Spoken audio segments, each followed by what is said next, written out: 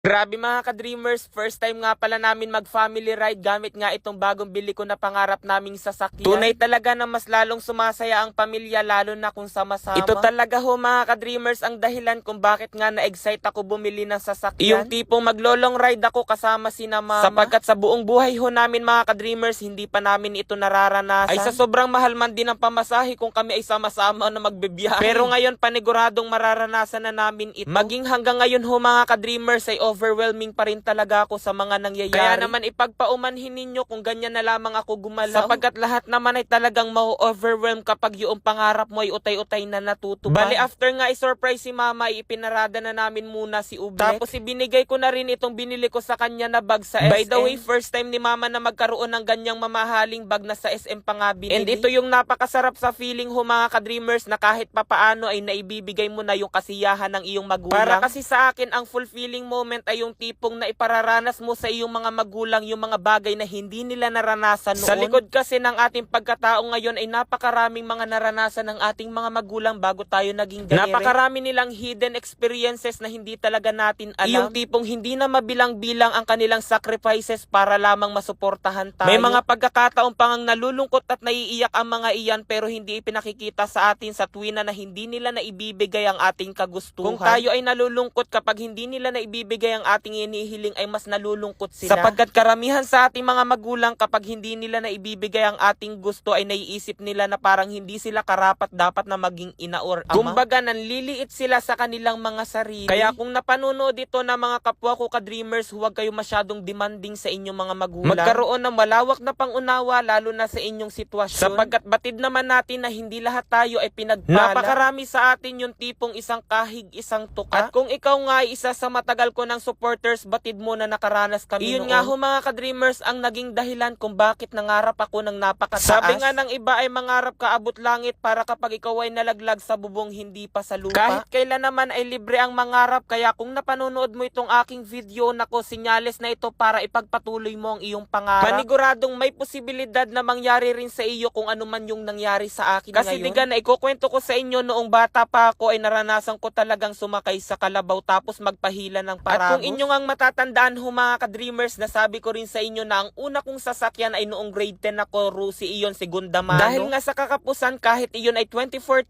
ang cash ay hinulugan iyon ni mama ng 2 taon. Abay, ipinagmamalaki ko na ginamit ko iyon ng halos nasa 5 taon. And last year, April 30, natanggap ko nga ang unang sahod ko rito sa Facebook. Tapos on September, ayun, nakabili na ako ng Honda Click. Ang unang sasakyan ko na brand new. Tapos ngayon, makalipas ang halos 1 taon, nabili ko na itong pangarap namin na sasakyan. O diba napakagaling, ngayon ko lamang na-realize na yung palang pagsakay ko sa kalabaw ay sign na para makapag-drive ako ng 4 wheels. Kasi diga 4 ang paa ng kalabaw. Tapos ngayon, nagdadrive na si ka-dreamer nyo ng 4 wheels. Thank you Lord. Ayan, after nga pala namin mag-practice ay dumating na nga itong matings na in-order ko sa TikTok. Kaya naman papalitan ko na itong nakalagay dito sa aking sasakyan. Best regard nga pala riyan kay Kuya Marvin sa pagtulong nga palagi sa akin. Ay hala, dinin na lamang muna mga ka-dreamers.